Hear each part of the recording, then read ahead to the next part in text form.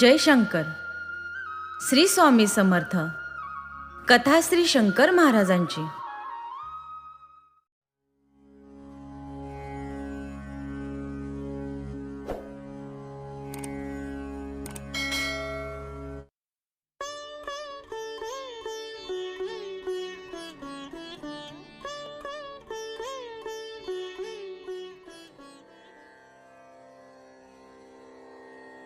ताईसाहेबांच्या अशाच एका कीर्तनाच्या वेळी 1938च्या श्रावण महिन्यात कुमार बापूला शंकर महाराजांचं प्रथम दर्शन घडलं.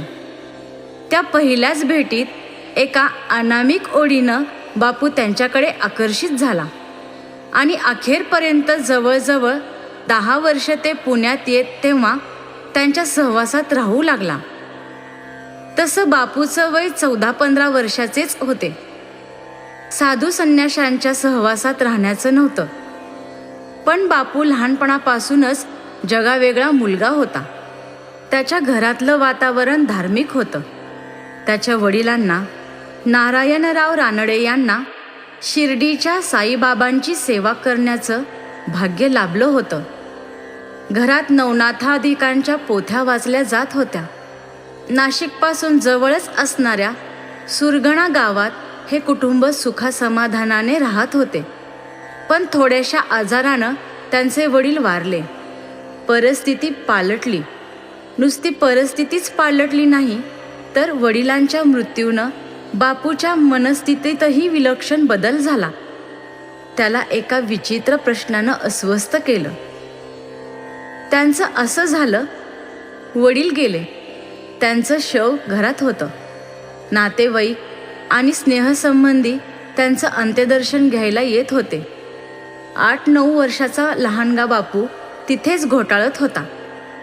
येणारी माणसं विचारायची, नारायणराव केव्हा गेले, कसे गेले. कोणीतरी उत्तर द्यायचं, पहाटे गेले, अचानक गेले. बापूला मोठं कोडं पडलं. बाबा तर इथे समोर आहेत आणि हे सगळं ते गेले असं म्हणताहेत. मग समोर दिसताहेत ते कोण आणि गेले म्हणतात ते कोण? कोण गेलं आणि कोण राहिलं? त्याच्या बालमनाला हे कोडं सोडवता येईना. त्यानं अनेकांना विचारलं, पण कुणालाच त्याचं समाधान करता आलं नाही. त्यानंतर हे कुटुंब पुण्याला आलं. शाळेत जायच्या वयातच बापूनं ॲम्युनेशन फॅक्टरीत नोकरी धरली. पण त्याचं लक्ष या कोड्याचं उत्तर मिळवण्याकडेच लागलं होतं. आईच्या तोंडून त्यानं नवनाथांच्या कथा ऐकल्या होत्या. त्यातले गोरक्षनाथ त्याला खूप आवडायचे. त्याला वाटलं, या सगळ्या प्रश्नाची उत्तरं आपल्याला गोरक्षनाथांकडूनच कळतील. त्यांना प्रसन्न करून घेतलं पाहिजे. त्याला तोच एक ध्यास लागला. काम संपल्यावर तो गावाबाहेर वाघजाईच्या टेकडीवर जाऊन बसू लागला. त्यानं तिथे 2 खड्डे तयार केले. पर्वतीच्या कोपऱ्यावर सायकल लावून तो वाघजाईच्या कपारीत जाई. बरोबर आणलेल्या पोत्याचा तुकडा जमिनीवर अंथरून त्यावर बसे. मग खिशातले चिंचोके काढून जप करू लागे. 108 चिंचोके मोजून ठेवले होते. जप कुणी दिलेला नव्हता. त्याच्या बालमनानं स्वतःच ठरवला होता तो. गोरक्षनाथ, मंच्छिंद्रनाथ म्हणे आणि 1-1 चिंचोका दुसऱ्या खड्ड्यात टाके.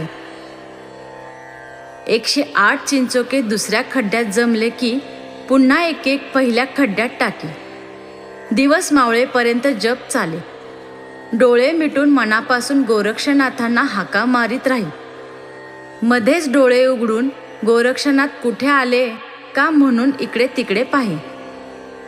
पण त्याला समोर दिसायच्या धेनुदास डोळे यांच्या चरायला आलेल्या गायी आणि त्यांचे गुराखी.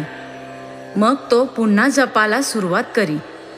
अशी 1-2 वर्षे गेली, पण त्यानं गोरक्षनाथांच्या दर्शनाची आस सोडवली नाही की त्याच्या नामजप थांबवला नाही.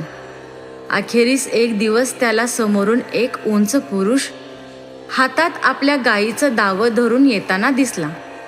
पायघोळ भगवी कफनी, कानात कुंडलं, गळ्यात शृंगली शैली. बापू तडकन उभा राहिला. नक्कीच हे गोरक्षनाथ. त्या पुरुषानं बापूकडे पाहून विचारलं, क्या रे बच्चा, इधर क्या करता है तू? पण त्याच्या प्रश्नाचं उत्तर न देता बापूनं अधीरपणानं त्यांनाच प्रश्न केला, तुम्ही गोरक्षनाथच आहात ना? क्यों? मला त्यांना भेटायचं आहे.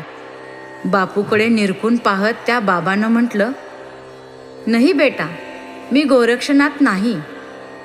पण मला सांग, तुला गोरक्षनाथांना कशासाठी भेटायचंय? त्यांना एक प्रश्न विचारायचा आहे. कुठला? माझे वडील वारले तेव्हा लोक म्हणत होते ते गेले, पण प्रत्यक्षात ते माझ्यासमोर होते. मग गेले ते कोण आणि समोर दिसत होते ते कोण? माणूस मरतं म्हणजे काय होतं? गहन हे तेरा प्रश्न, पण त्याचं उत्तर तुला मिळेल आणि म्हणलास तर त्याची अनुभूतीही घेऊ शकशील तू. पण कशी? तू असं कर, मी राहतो तिथं ये. असं म्हणून बाबांनी आपला पत्ता सांगितला आणि ते रानातून निघून गेले. बापूला अतिशय आनंद झाला. तो दुसऱ्या दिवशीच त्यांचा पत्ता शोधित निघाला. नव्या पुलाजवळील डॉक्टर घारपुरे यांच्या दवाखान्यावरून कसबा पेठेत जाणाऱ्या रस्त्यानं गेलं की उजव्या हाताला एका ओट्यावर जनता जनार्दन मंडळ होतं. तिथेच एका पिंपळाच्या झाडाखाली श्री विष्णूनं रूप घेतलेल्या मुंजाबाचं स्थान होतं. त्याच्या शेजारी बाबांची झोपडी होती. बापूनं ते स्थान शोधून काढलं. झोपडीबाहेर त्यानं काल पाहिलेली कपिला गाय बसलेली होती. ती खून पडताच बापू आत गेला. आत नवनाथांच्या पोथीत वर्णन केल्यासारखी एक धुनीही होती आणि तिच्याजवळ बाबा बसले होते. बापूनं त्यांना नमस्कार केला. तेव्हा ते किंचित हसून म्हणाले, आ गया बेटे, बैठ. बापू मग रोजच तिथे जायला लागला. त्यांची सेवा करू लागला. पडतील ती कामं आनंदाने करू लागला. बाबांना हा कामसो, चुणचुणीत आणि काही आध्यात्मिक वारसा घेऊन आलेला मुलगा आवडला. एक दिवस ते स्वतः बापूच्या घरी आले. बापूच्या आईनं त्यांचा आदर सत्कार केला. तिनं दिलेला चहा पिता पिता ते म्हणाले, माई, तू मोठी भाग्याची आहेस. तुझ्या हातची भाकर साईबाबांनी खाल्ली आहे. होय, पण तुम्हाला कसं कळलं? त्यावर बाबा नुसतं हसले. थोडं थांबून म्हणाले, त्यांच्या प्रसादानं झालेल्या या तुझ्या मुलाला नाथपंथांची दीक्षा द्यायची आहे. देशील तुझा मुलगा आम्हाला? आई विचारात पडली. बापू तिच्याकडे पाहत होता. ती बोलली नाही. असं पाहून तो आईजवळ जाऊन हळूच म्हणाला, आई, माझी पण तीच इच्छा आहे. मला नाथपंथी व्हायचंय. बऱ्याच वेळानं आई म्हणाली, बापूला दीक्षा द्यावी आपण, पण त्याआधी मला एक शब्द द्यावा. दिला. काय हवंय तुला? याला गंजडी, भंगडी, व्यसनी बनवू नका. नहीं नहीं, ऐसा कभी नहीं होगा. मी स्वतः सुद्धा फक्त चहा पितो. आई, दीक्षेचा आणि गांजा, भांग याचा काहीही संबंध नाही. त्यानंतर आलेल्या कुंभमेळ्याला बाबा बापूला घेऊन त्र्यंबकेश्वरला गेले. शिवनाथ सिद्धांची संजीवन समाधी असलेल्या त्र्यंबक मठात राहिले. मग ज्या ठिकाणी गहिनीनाथांनी निवृत्तीनाथांना अनुग्रह दिला होता त्या ब्रह्मगिरीवरच्या अनुपानशिला नावाच्या स्थानावर नागपंचमीच्या दिवशी त्यांनी बापूला नाथपंथातील सतनाथ शाखेची दीक्षा दिली. त्यांचं सांप्रदायिक नाव ठेवलं ज्ञाननाथ गुरु हरिनाथ. एक दिवस बापूची आई त्याला म्हणाली, बापू, महेंद्रांच्या वाड्यावर गोकुळाष्टमी उत्सवाचं कीर्तन सुरू आहेत. तिथे शंकर महाराज येतात. ते मोठा सिद्ध पुरुष आहेत म्हणे. मी जाणार आहे. तू येशील का उद्या माझ्याबरोबर? बापूनं होकार दिला. त्याला सिद्ध पुरुषाला पाहायची उत्सुकता लागली. तो तिथे गेला. त्यानं महाराजांचं दर्शनही घेतलं, पण बापूला ते वेड्यासारखेच वाटले. कुठेतरी बघून हसणारे, अडखळत बोलणारे, गबळ्या वेशाचे, बटबटीत डोळ्यांचे, लांब लांब हातांचे आणि त्यात सिगारेट बापूला त्यांना नमस्कार करावासा वाटला नाही, पण आईसाठी त्यानं महाराजांना नमस्कार केला. महाराजांनी आपला हात उंचावला. त्याच्याकडे निरखून पाहत ते काहीतरी पुटपुटले. बापूला काहीच कळलं नाही. महाराजांचं रंगरूपही फारसं भावलं नाही. दुसऱ्या दिवशी तो हरिनाथ बाबांना म्हणाला, बाबा, त्या शंकर महाराजांजवळ शृंगी, शैली, कंथा, झोळी, कुंडल काहीच नव्हतं. वेश गृहस्थाचा, हातात अंगठ्या, शिवाय सिगरेट. त्यांना नाथपंथांचे साधू कसं म्हणायचं हो? सगळंच काही बाहेरच्या दिसण्यावर नसतं बेटा. साधू ओळखायचा त्याच्या अंतरंगावरून. तू जात जा त्यांच्याकडे.